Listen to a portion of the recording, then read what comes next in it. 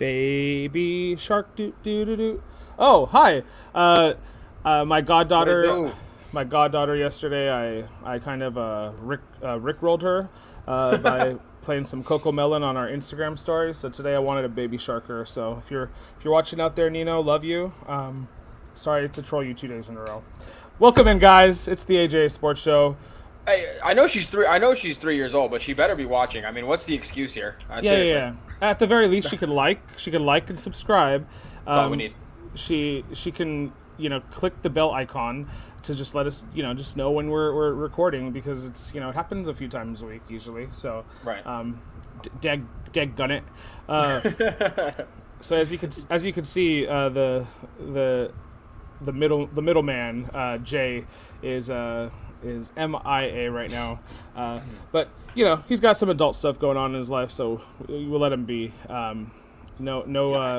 We don't dox people for not making it onto every episode, because I would be in trouble. Hey, I took like 12 days off like a month and a half ago, so we'd all be in hot water, to be honest with you. But glad to be here, just the two of us. We make do with what we can, and we bring you what we can. So that's what we do here. Just the two of us. Check out the Instagram story, guys. See the song. Yeah, check out the Insta story. Oh, for sure.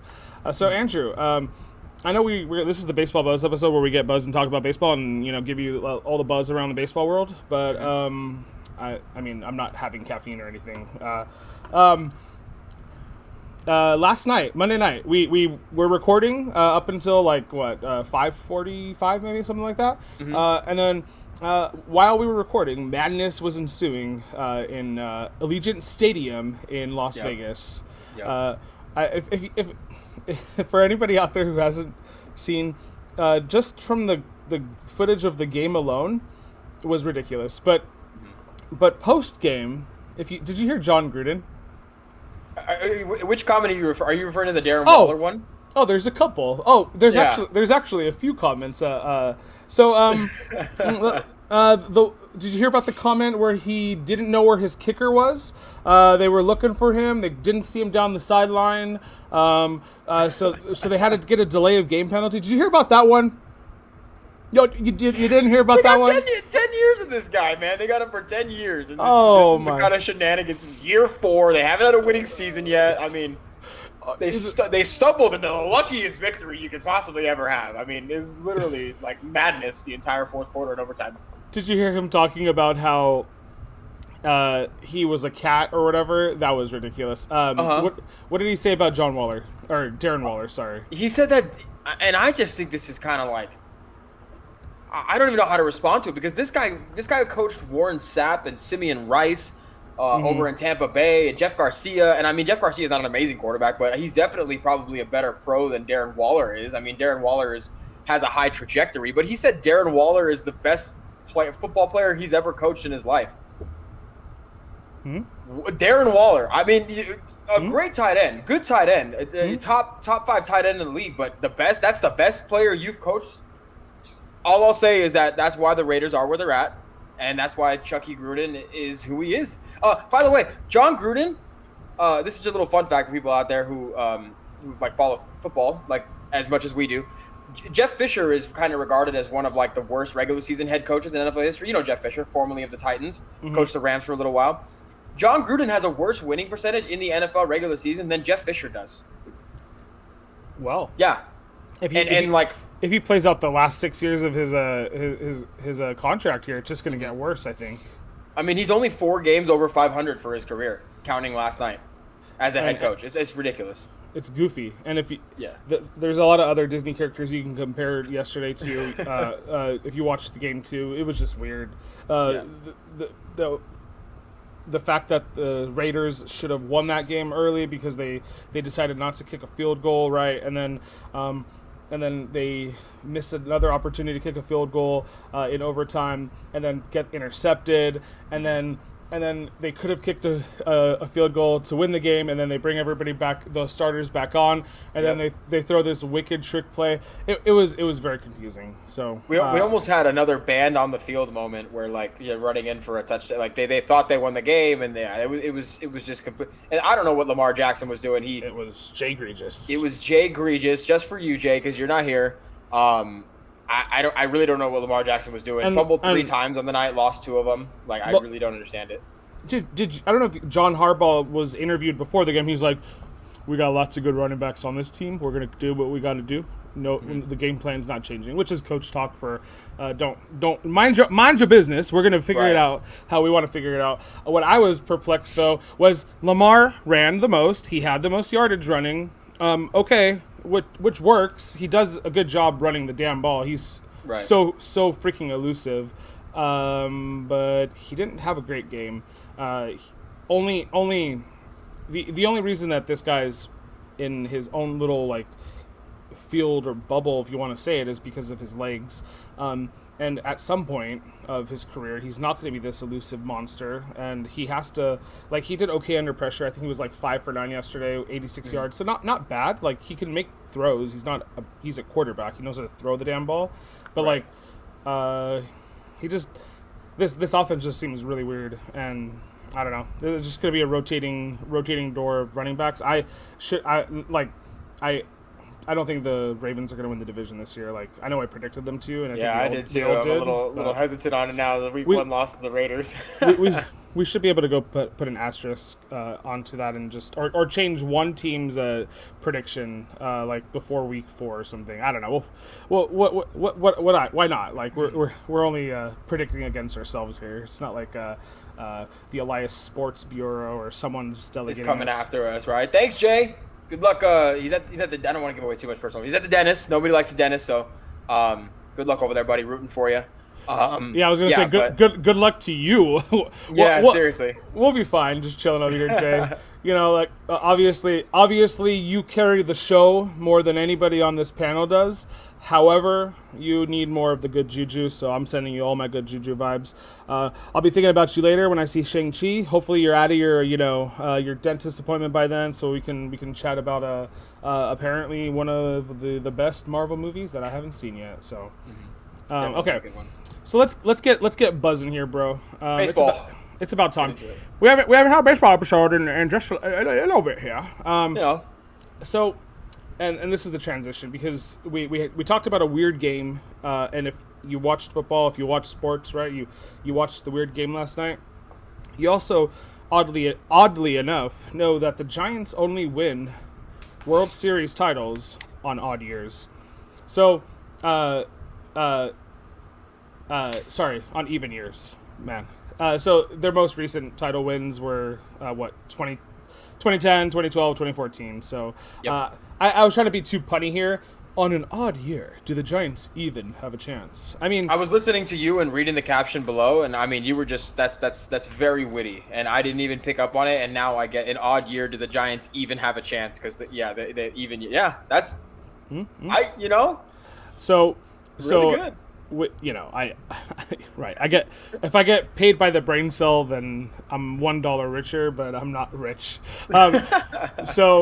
So the Giants just clinched a playoff berth yesterday because they also share the division with one of the NL worst, one of the NL worst teams, the Arizona Diamondbacks, and the Padres have just completely shat the bed. The Colorado Rockies are not good, and the Dodgers and the Giants are both both doing ridiculously well this season. It's insane if you look at some of the splits between just the interdivision here. But that leads into, we can talk about a little bit of the postseason races here, and then, if you have any thoughts about whether or not the Giants are going to win it all, then you can share that if you really think they are. But I do like some of the top teams here we got going on, and I'll put that up on the screen right now. Let's hang it on the side here while we let our lovely graphics here show. So this is starting off with the AL side, right? The East, West, and Central divisions are led by Tampa Bay, Houston, and the Chicago White Sox. So if they haven't clinched yet, but Tampa Bay has like an or 9 game lead on the Red Sox and Yankees. Houston is up a few games. It's maybe like 5 or 6 on Seattle, and then the Chicago White Sox are also in a favorable position. I don't remember the rest of their the next man up, but they should be clinching soon here too. About 500 for all 3 of these teams, the last 10. But you just got to maintain right now, get some players some rest. Right. So this probably is what we'll see coming out of the AL. And then looking at the wild card for the AL, we got Toronto and the Yankees and Boston essentially 1 game apart here. So only the Yankees, only 2 out of the 3 can make it between Toronto, New York, and Boston. As you can see, Seattle and Oakland also in the AL West, so they're not far behind. But they do have a shot technically as well, which would be surprising. Right. If you go down 4 more games or 5 more games, the Angels are still technically alive, which seems weird, but that's the Shohei Ohtani effect for you. Any little quick thoughts about these AL teams? Just surprised by the Yankees. I had them pegged as the team that was going to win. I ended up like making a end of season surge and take over the top spot in the AL East. Both them and the Boston Red Sox have just kind of fallen apart. Garrett Cole has been in and out of the lineup, dealing with injuries. The Blue Jays have just been hot, just absolutely just. They are clicking. They are firing. Bo Bichette, Vlad Guerrero. They are just putting on a clinic, scoring a lot of runs, winning a lot of games. They've completely turned around what was an out of wild card spot to now the leading wild card spot, and it's when we talked about the AL East a couple of weeks ago, none of us really, I don't think any of us really had, Toronto coming out. It's a nice year, and it was one of the reasons why we Angels are going to come out of nowhere. Hey, if they can rattle, that's what Ryan's in here. What's going on, Ryan? Good afternoon. Sorry, we're both on the controls here. I don't know. I don't see them on this graphic. So if they're gonna win, if they're gonna rattle off 18 in a row, it will be historic and one for the ages. Because I didn't include them because I don't think it's likely. If the Angels do make it into the playoffs for some reason, I will buy a Shohei Ohtani jersey for Andrew, for Johnny, and Ryan. If you don't have one, I'll buy you one too, man. I'm pretty sure they're not going to make it, but if they do, that'll be because of Shohei Ohtani, and everybody's getting a jersey. Right. Woo. So hey, I'm okay with that. Let's go Angels. I'll root for the Angels, but I'll get you a jersey. I didn't say it has to fit. It's just going to be a kid's size where it's like $75. Okay, it'll fit on screen. I can hold it up right here in front of camera. It'll fit right. I'll be like, look what Asa got me. Yeah, actually, I'll just put it right behind me instead of my kukui nuts from Hawaii. Those are cool though. Those are really cool. Thank you. But it's just kind of interesting how it's shaken out. I mean, the standings and what we're looking at. Just going to be interesting. I don't know. We'll see if Boston can. Boston was at the top of the division for majority of the season. Leading into the All-Star break, and now again just kind of falling apart a little bit. Well, the Yankees, like you said, you thought they would dominate. Well, they're 2-8 in their last 10. They went on a 13-game winning streak. Ryan also saying it's because the Angels, the literal Angels, helped them. Yeah, I believe that. The Yankees were on a 13-game winning streak pretty much after getting Anthony Rizzo and Joey Gallo on that team, and then just have obviously floundered a little bit here. The Toronto Blue Jays stacked lineup has been without George Springer for most of the year, but they have been hot, like you said. And then the Red Sox have just fallen apart. Yeah, they were the number 1 team. Chris Sale, who came back from Tommy John surgery, pitched really well for like 4 straight games, and now he has COVID-19. And Matt Barnes, their closer for much of the season, has kind of just started blowing a bunch of games for them. So they were losing like close games late in the season. So realistically, I think it'll be Toronto and New York, but like the cynic in me always wants to see like a Seattle or Oakland or something like that, or even the Angels show up and make it there. So it'll be interesting. We got Ace has always been a fan of small market teams being on the come up and making surprise. And I love it. I love seeing it too. I just love sports. Anything can happen in sports. We saw it yesterday, and and as we're seeing in the NL standings that you just brought up, anything can happen because the San Francisco Giants, I almost said 49ers, weren't even projected to win 60 games this season, and here they are at 94 wins already and clinch a playoff spot. So it is Crazy. an odd year, right?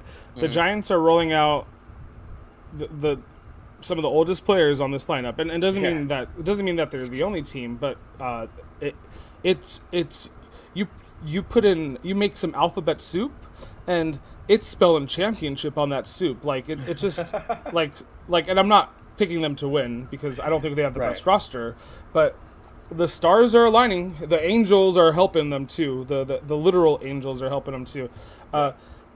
They just can't stop winning. It's ridiculous. And the difference might be the Dodgers' slow start this season, which is crazy. The Brewers have had a literal stranglehold on this division. The only way that they wouldn't win the Central is if they lost like 25 straight games in a row. They're like 12 games up right now, and then Atlanta made like 7 or 8 trades at the trade deadline, and that has paid off for them. Rose above the Phillies, the Mets, who now are without Jacob deGrom, pretending he doesn't have to have Tommy John surgery, which is some BS because it's just going to delay him even more into coming back. So it looks like Philly has a shot to maybe catch Atlanta, but it's not necessarily in their favor with Atlanta playing so well. Cincinnati Reds also have a shot too, but Jesse Winker has been injured for like 3 straight weeks, so he should be due back soon apparently.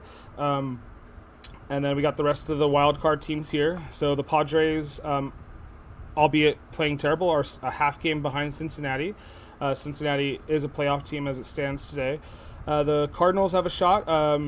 Philadelphia has a shot. New York has a shot. I don't think they'll win a wild card berth. So I think maybe their best chance would be to overtake Atlanta. I remember one baseball episode. I don't remember which team you picked, Andrew. I picked the Mets to win this division. Do you remember who you picked? Yeah, I picked the Braves actually. Oh, so there you go. Yeah. And maybe Johnny picked the Phillies or the Cardinals. He did, yeah. He picked the Phillies. He was really riding the high horse of Bryce Harper, which I don't blame him. Harper's been on a tear in the second half of the season. It's a 3-game difference for the division title right now, so there's plenty of baseball to go. Yeah. 2 weeks left, probably 18 to 20 games for each team. Again, anything can happen. We'll see how it all checks out. I thought Atlanta was gonna the talent that Atlanta had, as long as they got healthy, was gonna shine through. Ozzy Albies obviously being injured in the middle of the season, Ronald Acuna at the beginning of the year. They all got healthy and they started clicking, and as you said, those acquisitions at the deadline really helped kind of propel them and get into a good rhythm. Yeah. Adam Duvall's like second in the NL in home runs. Right. Adam Duvall, guys and ladies and everybody in between, which is great. He's having like a Nick Markakis year where he's like 35 years old and he's the most random player to have 30 plus home runs you'll ever hear of. Like that was back in 2018. Nick Markakis did the same thing for the Braves. He had 35 home runs. You've been watching too much baseball or too much football.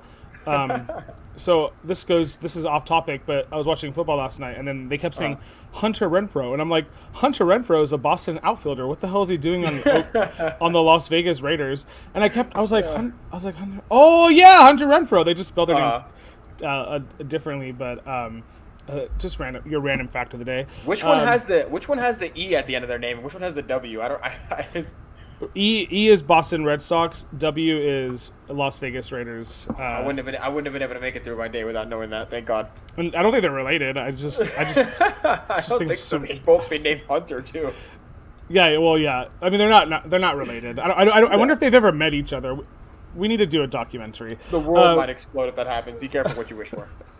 So, I don't know about you, but I don't think the Padres are making the playoffs.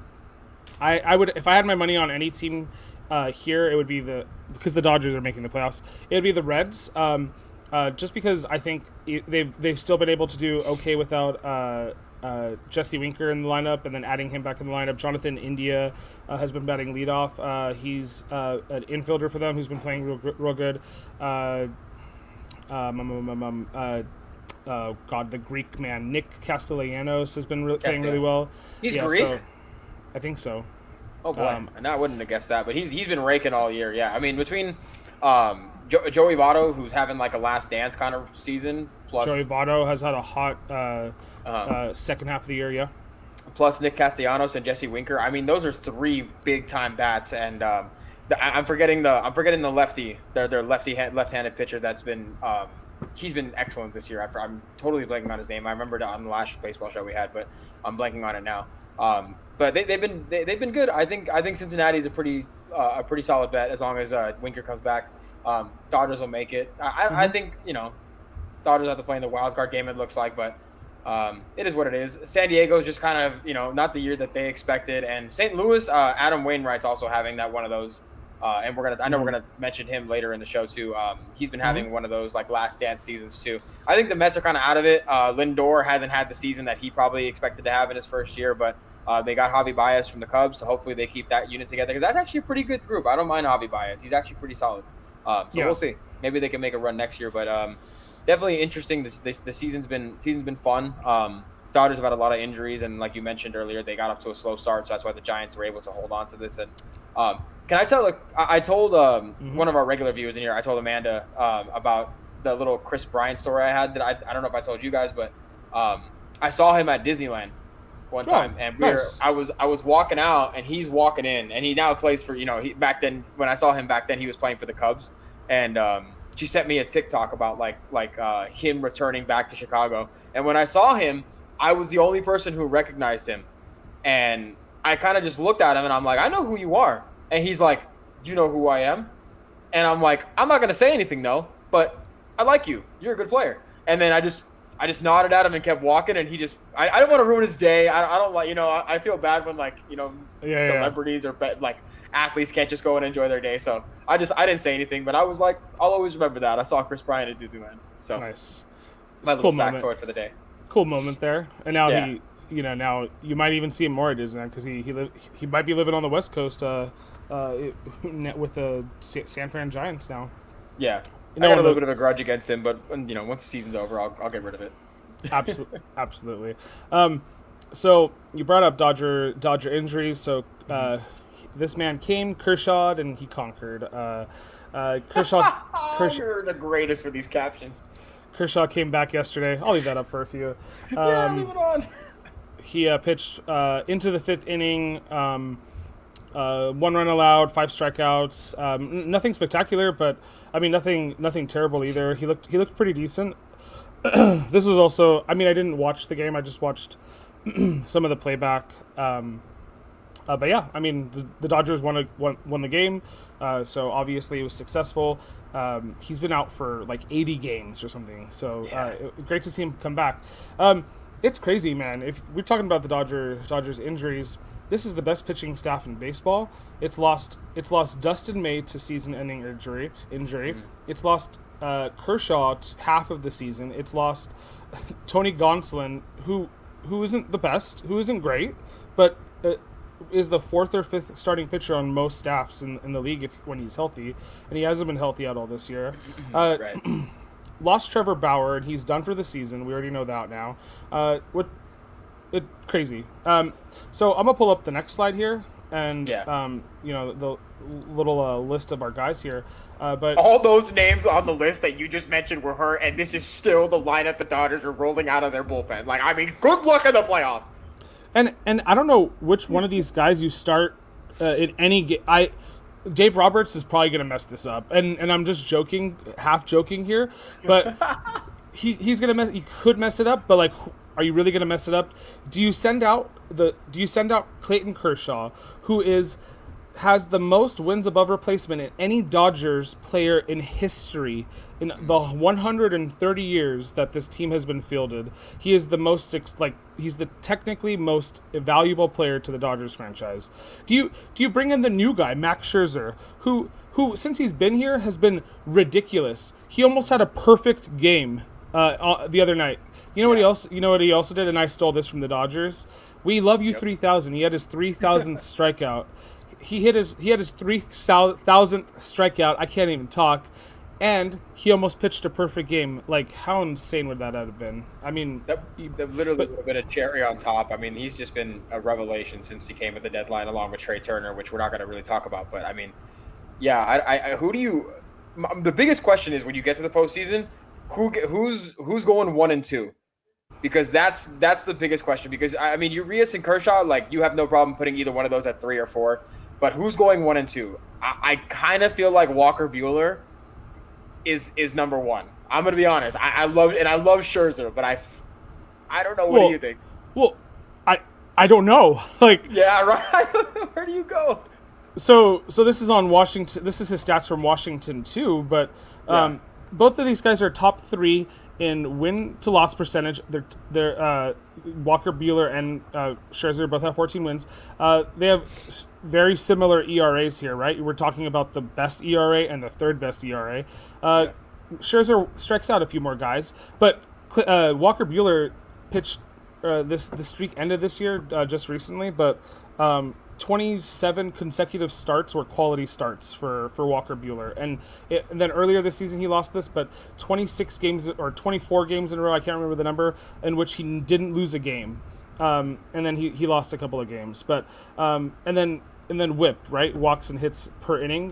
You got number 1 over here versus Buehler. So I probably lean Scherzer because of just his age and his like virility, and just knowing that like he's the vet. He's won multiple Cy Young awards. He's won it all. He's been the reason that a team has won it all. So I would say Scherzer, knowing, when he pitched for the Washington Nationals to win the title, he was doing it with I can't remember what it was, but he couldn't move or something. Like his back was broken or something like that. So I'd probably lean Scherzer a little bit here, but oh my Lanta. And I don't think Urias, who's leads the league in wins right now, I don't think you bring him out there because he showed you he could close out Game 6 of the World Series and do multiple innings, which is what Roberts wanted out of lefty Kershaw, but got out of lefty Urias. So, man, but it's insane. And Kershaw hasn't had a bad season, but I mean, he's also right, a little older, hasn't played much of the year, but probably would have had a couple more wins, maybe 1 or 2 more losses. Maybe could have been like 13-9 or something like that. His ERA probably would have been close to high 2s, low 3s.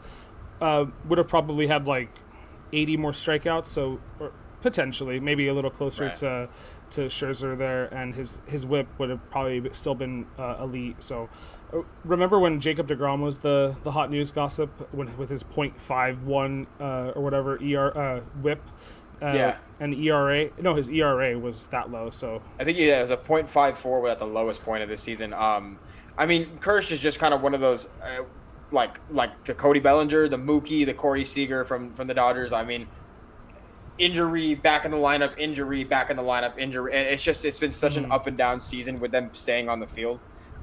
So I think if they're all there for the postseason run, I think Cody is the one that's going to really struggle. I think he needs really like a full off season to kind of get right, because Cody Bellinger, if we're talking about him, and for people who are Dodger fans and honestly people around the MLB, Cody Bellinger was pegged as like he was pegged as one of the by baseball beat writers all across the country as a top 10 baseball talent, and there's no questioning that. You see it, I'll pop out the field, the power, the outfield ability, the speed, the base stealing ability, everything.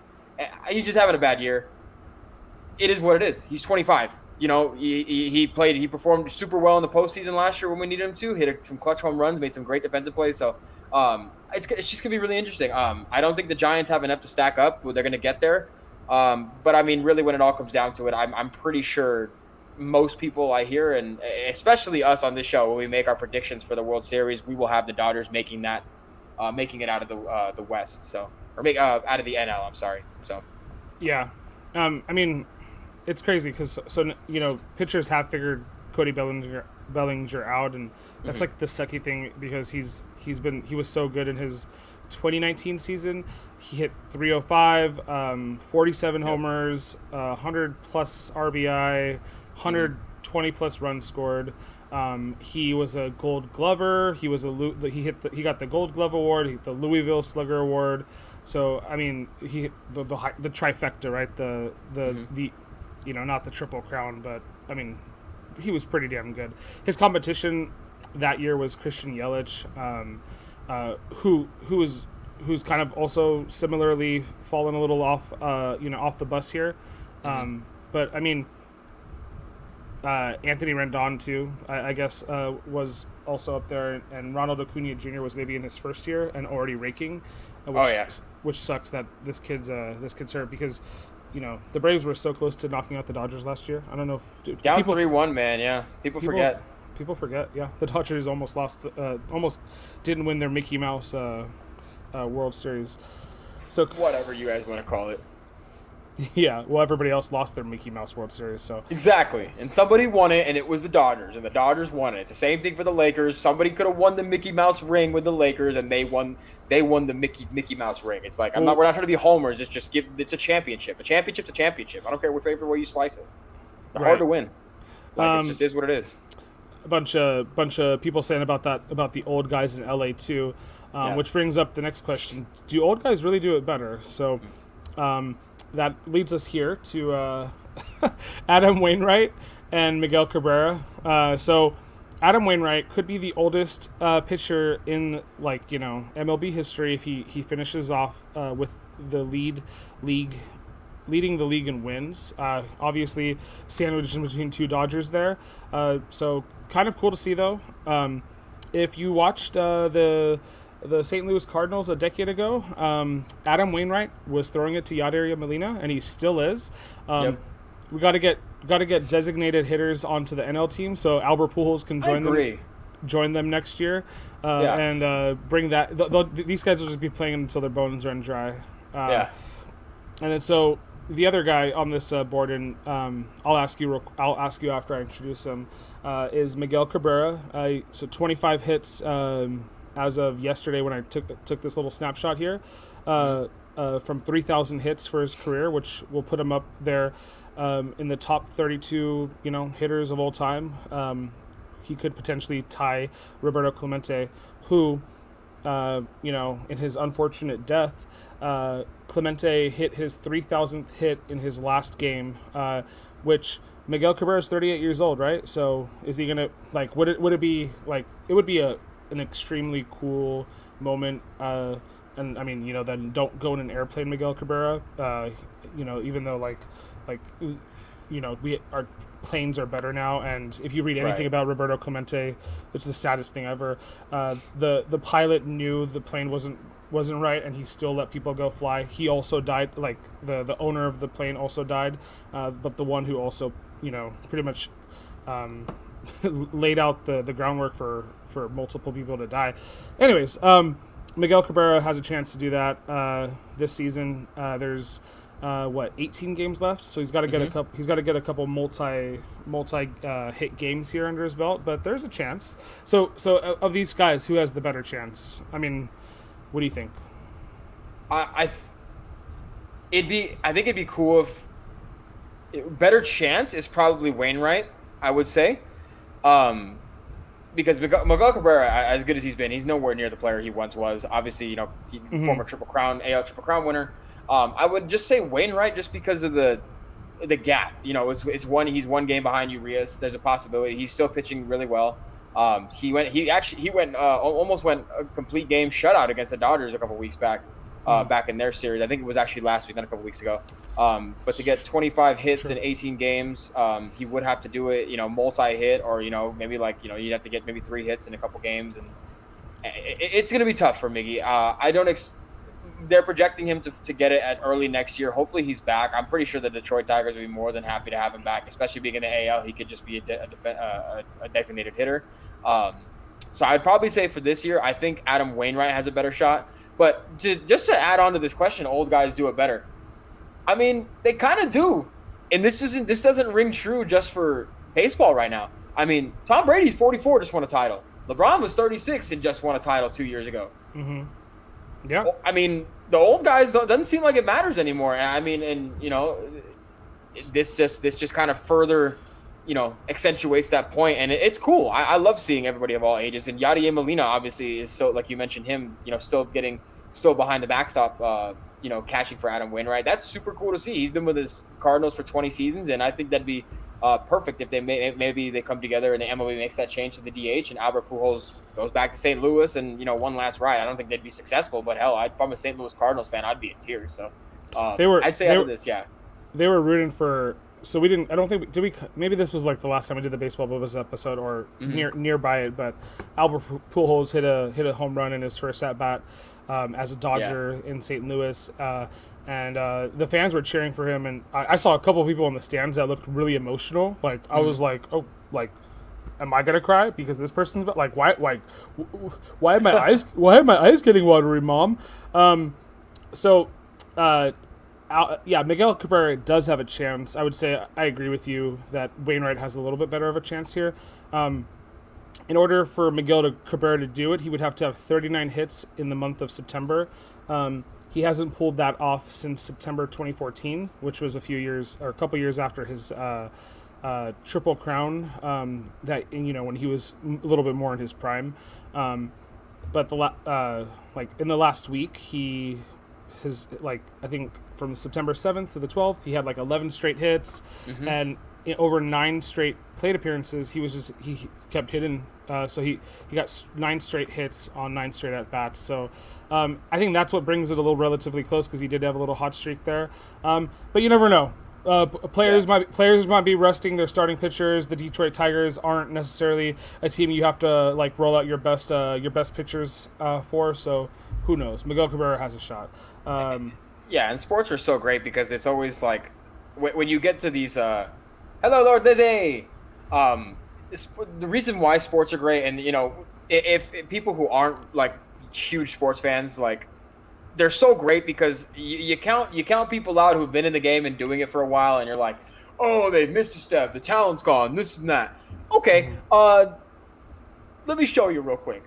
These guys can just flip a switch sometimes and do these crazy things and just will themselves and use the talent they know that they've had and worked on their whole life to just go on tears sometimes. And it wouldn't surprise me if Miggy just goes and gets multi-hit games, because that 11 hits between the 5-day period is something I couldn't even do in high school.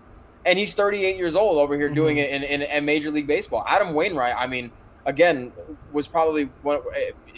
Adam, you're probably thinking we're in 2011. Adam Wainwright. I mean, he was Cy Young candidate here and there, MVP candidates behind Kershaw, and here he is. It's so cool, and this is what makes sports great. I just love sports, and this is just again, everything about it makes it so much better, and I love seeing it all. Yeah, I mean, we in the last slide too, right? We talked about Kershaw, we talked about Scherzer. These guys are old vets too. Scherzer had his third immaculate inning this year too, which gets overlooked a little bit too. Ties with Chris Sale and Sandy Koufax in that group, and I wouldn't be surprised if he has another immaculate inning. I wouldn't either. It's crazy. There's only been that many of them. Yeah, right. It's so little. He's 3, and that's the MLB record. It's oh my god. Right. I mean, it makes sense because so many crazy things happen when you're playing baseball. Right. That but yeah, it just doesn't seem that many. It seems like it would be higher. Right. Yeah, no, I'm with you though. I'm rooting for Miguel a little bit more than I would be Wainwright, because Miguel's in the AL and he doesn't really affect my Dodgers too much. So Wainwright got a win against us the other night. So bah humbug to you, but it is what it is. So Miguel Cabrera is actually a perfect segue for our next person here, and that is Triple Crown Jr. And that happens to be Vlad Guerrero Jr. So if you're looking here at the graphic, we're asking the question, will he win the Triple Crown this year? And I think we asked on the show, you and me and Jay, who's going to be MVP. And I think we all flat out said at the time it was Shohei Ohtani. And if he wins the Triple Crown, does he not become the MVP of the season?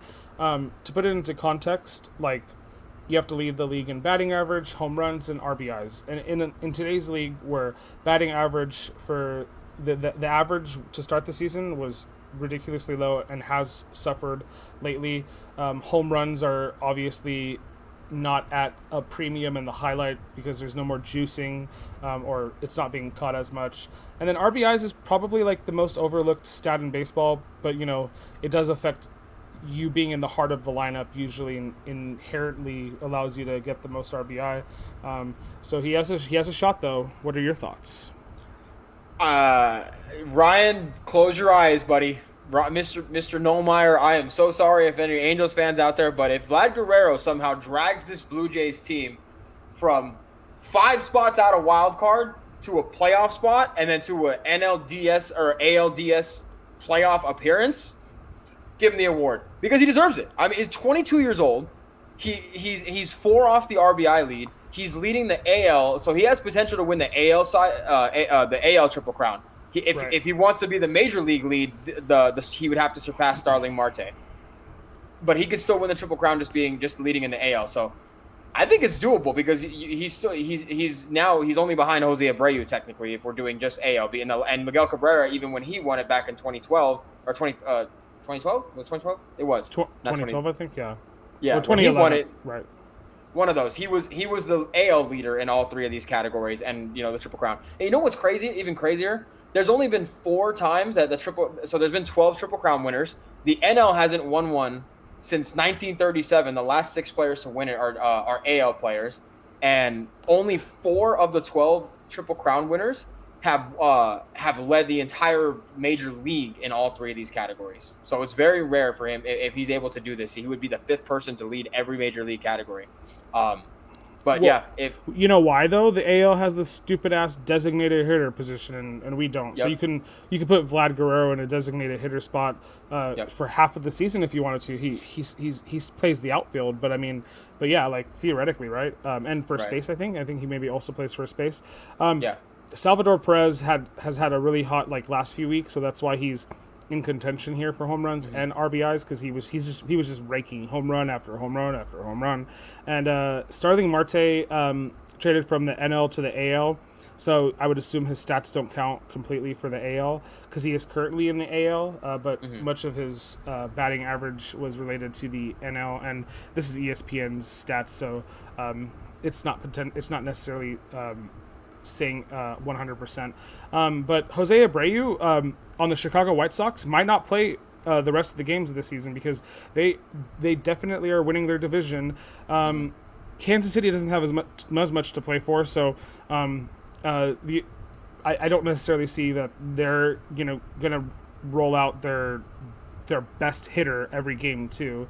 And Rafael Devers, who's been an extremely important cog to the machine over there in Boston, has played like crap the last couple of weeks himself, and so Vladimir Guerrero's hitting 360 plus this month, has a shot to do it.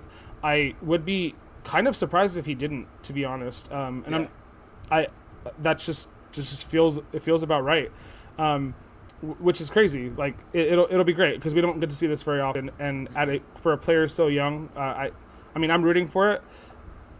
Haven't played this in a while, so let me do this real quick because go for it. Wait, is it not here? It's not here. Okay, it's not. I don't have it ready. It's okay. What was it? Well, my show, Hey or No Way, but we could talk for a second while I pull it up. It's not a big deal. Yeah, no worries. I'll talk about the RBIs real quick. Well, anyway, I was talking about Salvador Perez actually. Talk about him. Yeah, I'm a Chiefs fan, so I follow a lot of the Kansas City guys, and a lot of the Kansas City guys who cover the Chiefs also cover the Royals because they play in the same sports complex. So why not? They're actually, from what I understand, a lot of them. He's only chasing Salvador Perez. He's not really chasing any sort of home run titles or anything per the MLB. He's only chasing the catcher home run record, which was set by Javi Lopez back in 2003, and he's 1 away from it. So as long as he just wants to kind of get past that, he's having an amazing season. The Royals, like you mentioned, are not anywhere near contention for playoffs. Back not since 2015, 2016, since they made their run, won the World Series. They haven't really seen much success. They have good players though. Whit Merrifield is second in the MLB in stolen bases with 42. So, but Salvador Perez having a resurgence. Rafael Devers, I don't know about you, I feel like he's been sitting at over 100 RBIs for 3 weeks now. Just hasn't produced at all. I follow this guy, Jared Carabas, who's an affiliate for Barstool Sports, and he's a huge Boston Red Sox fan, and he has been First of all, he's hilarious. Second of all, he's been on an absolutely emotional tear and emotional roller coaster following this Boston Red Sox team lately. He is so like disheveled and in shambles with how terrible they've been lately, and I feel kind of bad for him. But as long as they keep performing poorly, I'm gonna keep getting funny content. So I kind of hope that they keep performing poorly because I like it a lot. Right. And it's fun. Right. So I'm gonna pose the question, and I will let past Asa say it. Shohei? Or no way? I freaking love it, dude. I love it. Okay, so Shohei Ohtani, and this has been the guy the whole season, and this is why I kind of want them to just say Shohei is the like I don't know, overall like MVP, and no, you know what? The NL doesn't get an MVP this year. It's Shohei Ohtani and Vlad Guerrero Jr. or maybe they shared. I don't know. Has anybody ever shared it? Because he's pitched a 9-2 record this year. You can see the stats on the screen, right? Yep. But they win 80% of their games when he pitches. 44 home runs, which is second behind Vlad Guerrero Jr. right now. He's the number one speed and power combo in the league. He has like 24 stolen bases or something. Tatis Jr. is the only guy that's close to him in that respect, and Tatis Jr. hasn't looked great this season. He's top 8 in the runs scored and RBI, number one most valuable player in the AL to their team. So, I mean, he's pitching the way that Babe Ruth pitched, and Babe Ruth is the most, talked about Major League Baseball player in history. And Babe Ruth, when he was a batter and a hitter, only hit 29 home runs at his peak. Sheesh. So I mean, this guy's 15 more. I don't know. I mean, obviously Shohei's not the best pitcher or hitter of all time, but it's just unprecedented, and it has to be talked about a little bit. Yeah, I think, again, the only thing, and I'll make it very abundantly clear because this is an MVP-worthy season by any stretch of the imagination. The only thing that would make me change my mind is if Vlad Guerrero gets the Triple Crown and gets that playoff spot, he's the MVP. And I'm sorry. And I know this is a historic season. We've never seen something like this. And Shohei is like, and there's some things in sports you just don't like. And that's one of those things that you're just not going to like. And I'm sorry. But if it is a Triple Crown. I know. Yeah, you're not wrong. What's more impressive here? And especially again, and imagine if he does it for both leagues. Yeah. Imagine if he does it for both leagues. He still might. And honestly, you have a case for the. I wouldn't mind if they gave the NL one to Shohei and then the AL one to Vlad Guerrero, because all the candidates for NL MVP have just completely fallen off the face of the earth in September. Fernando Tatis Jr.'s batting average in the garbage. Max Muncy batting average in the garbage. Adam Duvall batting average has been in the garbage. He's batting like 225 with like 35 homers. I mean, does anybody want to hit for contact anymore in the National League? I know we're begging for a designated hitter, but if we actually give you one, are you going to bat over 300 for Christ's sake? Like, what are we doing? Tell him. He plays in the. I mean, he plays in the AL, but he plays on the West Coast. I mean, a lot of Dodgers play on the West Coast, but they don't have really NL, an NL MVP candidate. But it is what it is. Preface with all that stuff about the Triple Crown. If Vlad Guerrero Jr. gets it, I think he deserves it. But we'll have to wait and see. Should be exciting couple weeks. But yeah, I mean, I'm not afraid to still say that Shohei should be the MVP. But you're absolutely right. Like the Angels don't make the playoffs. You probably give it to the playoff team, and that's, I think, fair. That's what's about fair. About fair for being the most valuable player to your team, and you're obviously getting one of the most transcendent players of all time. It's just context to the MLB season, right? Like, Shohei probably would say to you, like, this season's been great, but it's a disappointment because we didn't make the playoffs. And honestly, I feel bad for Angels fans because they've had Mike Trout win 3 MVP awards and no playoff success to show for it. And it kind of sucks, and... Well, that's another layer to it, right? I mean, you're absolutely right. Like, Vlad Guerrero's hitting with Bo Bichette, Yuli Gurriel Jr. and George Springer and Kavon Biggio's had some nice games this year. Shohei's hitting with not Mike Trout, not a great Anthony Rendon. He's hitting with Joe Adell is their up and comer outfielder. Cole Calhoun, I think, who's not been great. Yeah, they haven't. They've had so much turnaround on their roster that like I kind of knew the players, but now I'm blanking on who they are now. They've had a lot of turnaround. Brandon Marsh, Jared Walsh, but Walsh, yep. They're a bunch of no name-ish type MLB players. Pretty. I saw Brandon Marsh's first major league home run the other night, Ryan. Nice. So yeah, good. Good for Brandon Marsh. You got nice long hair, nice beard. Brandon Marsh looks like the prototypical baseball player. We do like it, yeah. I love the NL show, MVP Shohei. Unless they give it to a pitcher, but I don't think a pitcher's worthy of it. They'd have to have like a Kershaw or Scherzer season or DeGrom season. But, right. Well, I thought Jacob DeGrom was going to win. He was going to win NL MVP this year. But he looked like the runaway. Yeah, give it to you. Like you could have given it to him back in May, and nobody would have cared. They would have been like, yeah, for sure. But I mean, now it's like on the shelf, and so yeah. Cole Calhoun is gone. Oh yeah, you know what? I think I remember him being gone. I'm sorry, Ryan. I hope I didn't. I think he went to play for the Diamondbacks. That's where he went. That's why I remembered his name, because he went to the division the Dodgers are in. I knew it. I saw it the other day. Well, I didn't know it because then I said he was on the Angels, so I didn't really know it, but I knew it. You guys know what I mean. 100% know what you mean. Exactly. Do you want to? I'm gonna pull this up real quick because I think it bears mentioning, because this affects some of this is talking about who Shohei plays with. Just pulling this up real quick.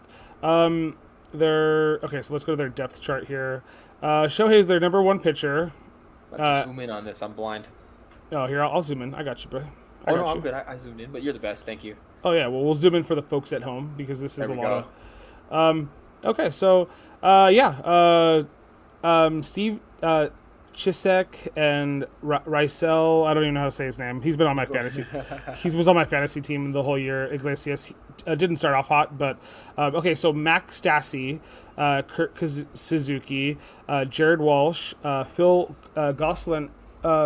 I played him in DFS once. He did okay. Mm-hmm. David Fletcher's been mediocre, but he has some okay games. Jack Mayfield. I looked at him in DFS one time. Justin Upton is injured. He was playing okay earlier this season. Joe Adell is their call-up, who stunk for his first 90 at-bats this season, but has played okay, a little bit better lately. Brandon Marsh, you saw him hit his first home run. Juan Lagares, Shohei Ohtani. Here at the DH, he doesn't play much. On the field. So yeah, pretty unsubstantial lineup. That's why they ain't pretty crummy if you ask me. You don't even see. Anthony Rendon has been hurt all year. It seems like, right? He's all the way back down into the all the way fifth on the depth chart for third baseman. He's not even going to come back this year. So, if they can, their core of players is really good. Shohei, Anthony Rendon, and Mike Trout. If they can all be healthy, I think they'll be successful. But it's just been poor luck with the health and. I've always felt bad for Mike Trout. He's 5-tool player, probably best player, consensus in baseball for the first decade of his career. It'd be nice to see them make a playoff run. I hope he comes back and plays particularly well, even though the crosstown rivals of the Dodgers. But you like to see people succeed and the big names succeed. Yeah, no, I'm with you. While we were recording here, Ryan Braun, the Brewers' leader in home runs, announced his retirement. Oh, wow. And I missed this earlier, but so I don't know if this dropped while we were. Ryan Braun hasn't played this season, I don't think. I don't know if I missed this too, but Seattle is going to host the 2023 MLB All-Star Game after the Dodgers host the 2022 MLB All-Star Game. We got to go to that, right? The 2022 All-Star Weekend, we got to go, right? Yeah, I 100% agree. And then T-Mobile Park, I think, in Seattle, looks pretty nice. We need pitching. Should have gone after Garrett Cole rather than Rendon. You probably could have used both. And if you had Garrett Cole, this you're probably like 2 games out instead of like 8 games out of the wild card spot right now. But Garrett Cole doesn't fix the problem completely, but does. I mean, and obviously, if Mike Trout's still healthy, this is a potential playoff team, which is probably where it will stand as long as you have Mike Trout or Shohei on this team. You're going to probably always be in contention because they add so much value to a season and 2 games. So Shohei He would have Ohtani. also been able to keep his beard because when he went to the Yankees, he got to shave it off. Can I throw in one more funny fact about Max Scherzer? I forgot to bring this up, but I was going through my notes and I just remembered. So he 3,000th career strikeout. He got the immaculate inning. So this year, funny enough, he's been just as good as keeping himself off base as he has hitters. Well, that's not completely true because he's 0 for 52 on the season as a batter. Okay. So he hasn't drawn a walk. His batting average and on base percentage are both perfectly at a 000. Right now he's third most all time for most at bats in a season without a single hit. He's behind Bob Bull and Bill Witt, who had 70. Bull had 70 at bats. Bill Witt was 61 for the most all time. But they also drew walks, so they were able to get on base. If he goes hitless and walkless for the rest of the season, he will have the record for most plate appearances with no bases reached. I guess you can call it the best way to say it. If he does get on base, though, the record goes back to right now. The person who has it is Wei Yin Chen, who went 0 for 44 with no walks for the Marlins in 2016. So, he's over 52 right now. So as long as he doesn't get on base the rest of the season, he has that record all to himself, and he will have 000s in the on base percentage and batting average. Wow. Yeah. That is probably the most absurd. He hasn't been walked. Nope. He hasn't got a walk. Hey, he hasn't done it. And throughout his career, he's been we've seen Scherzer. He's good for a couple slap hits or, to at least make contact and, drive a run in or something. Nothing this year. And now with the Dodgers, he hasn't got any hits with us either. And he has recorded 0 bases as a batter in 52 plate appearances. He has recorded 0 bases. That's crazy. I just don't know. I mean, I don't know how he. I mean, you would think if you just stood up there and like I could play a week of baseball and probably walk once or twice just because they're like, oh, how do I pitch to this chubby guy? Let me figure him out. Or your someone's arm's getting tired. Like there has to be some. Just crowd the plate, man. Take one for the team. Get some bases, and then show the wheels on the base path, man. Steal a couple bases. It's quite impressive. That is impressive. So okay, we're gonna. I had these also graphics for Scherzer, but since we're gonna keep going about Scherzer, I'm gonna go too. I pulled this from MLB's Twitter. These are his catchers of Max Scherzer's 3,000 plus strikeouts. So Will Smith and Austin Barnes, right there, in the bottom third tier. Robbie Hammock and James McCann. James McCann, I have no idea who Robbie Hammock is. Both caught 1 game for him. Alex Avila, I guess plays for the Nationals because I don't really remember his name. I know Wilson Ramos, but Alex Avila, you go, man. You called a lot of good pitches for this guy. Where was Scherzer before the Nationals? He was with who was he with before? I'm totally forgetting. He was in a different team. Because I think the Nationals are like the Wilson Ramos, the Matt Wieters, the Kurt Suzuki, Yan Gomes, and Severino. But I think Alex Avila might be a different team. I'm gonna look it up. Hold on, I'm gonna look it up. Okay. I think Scherzer. I'm trying to remember. My brain is like, he's 30, 37, 38 years old, so he's been in the league for a while. I don't remember. The Tigers, I knew it. He was with the Tigers. That's why I'm like Alex Avila. That name sounds familiar. It was on the Tigers. Interesting. Is that who drafted him? No, he started with the Diamondbacks. Funny enough, and then he went to the Tigers. So at one point, the Tigers had Justin Verlander and Max Scherzer. At one point. Wow, good. I mean, good for them. Mm-hmm. Okay, so. Ryan beat us to it. See, another one of those situations, Ryan, where I knew it, but I didn't know it because I didn't say it right. But you guys know what I mean. Well, thankfully we have smart viewers here. And then this is Max Scherzer's 3,000 strikeouts. Oh boy. So I have to zoom out a little bit because he's gotten people to strike out all over the place. So someone struck out and the ball was on the ground. There's that blue dot there. That was his curveball. Makes sense. There's a lot of pitches to go here, but he throws the 4-seam fastball high and it strikes out a lot of players. That's all the red right. That's all the red right there.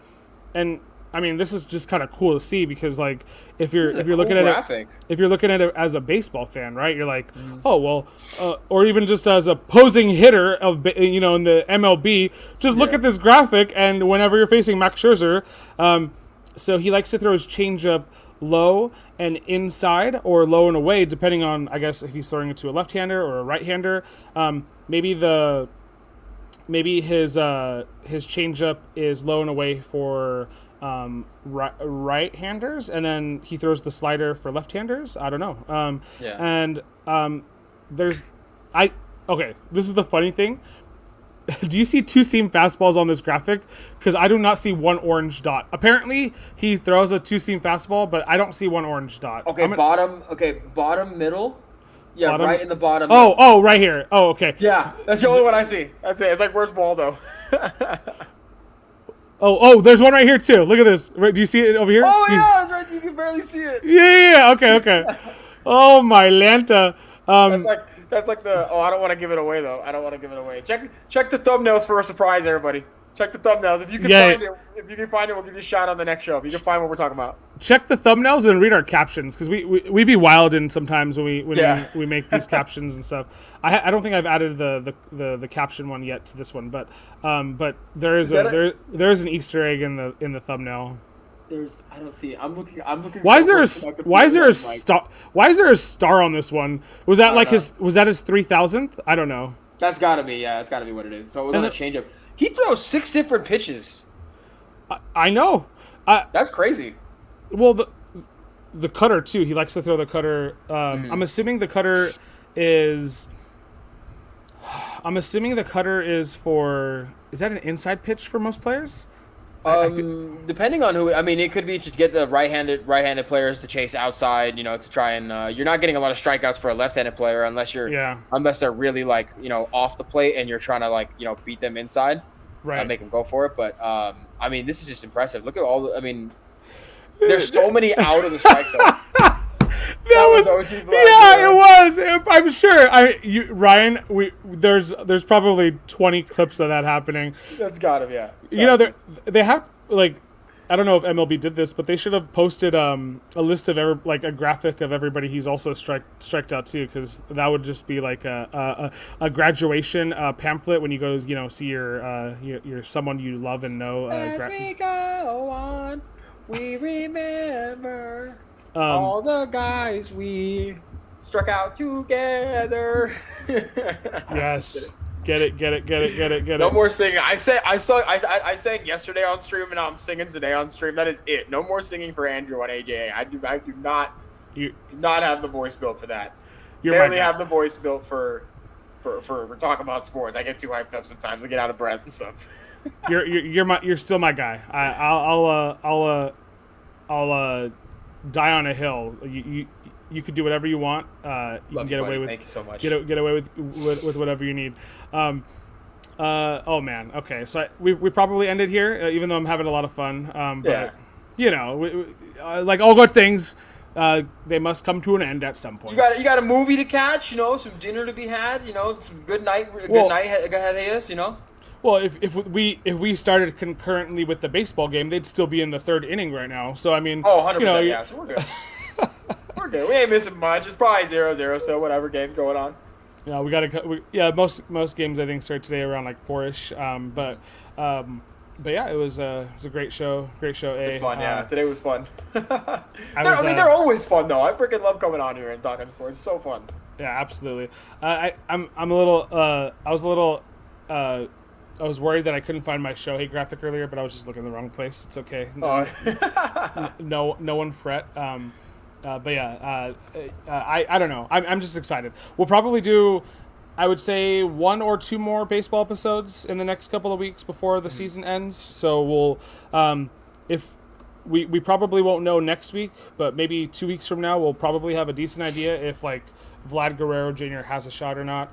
If Shohei Ohtani maybe even just takes one other crazy leap, we'll wait and see. But I'm excited to see what happens. Thanks Ryan for educating us a little bit. A lot of cameras and lights bleeping and audio going on. Sometimes it's hard for us to remember the knowledge that's stored away in our somewhere in here. So absolutely. Okay, well, appreciate you though, Ryan. Thanks for stopping in. We got a bunch of games going on, bunch of baseball to be watched, bunch of baseball to be played. It looks like every team's playing today. So everyone go catch some ball. I'll probably be watching some. That's it. Yeah, we got a break from the week 1 of football to maybe digest some more easygoing playoff implicated baseball games. Which at this point, everything is just going to be like. So, right. We will. Let's go Angels! I want that jersey, but yeah, that'll do it. That's all. Last thing. Hey, I'm a man of my word. You heard it here first. Angel jerseys for everybody. I don't know if Ryan caught that.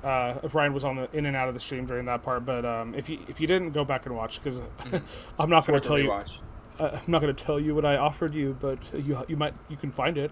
Find that yourself, my man. And find that Easter egg because that's also funny.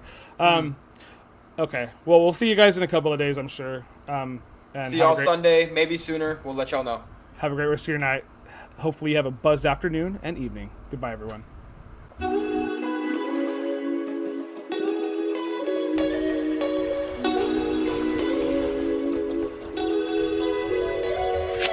Send it, Ryan! Send it! Oh! Okay. You get it. Maybe. He's here. He's a real one.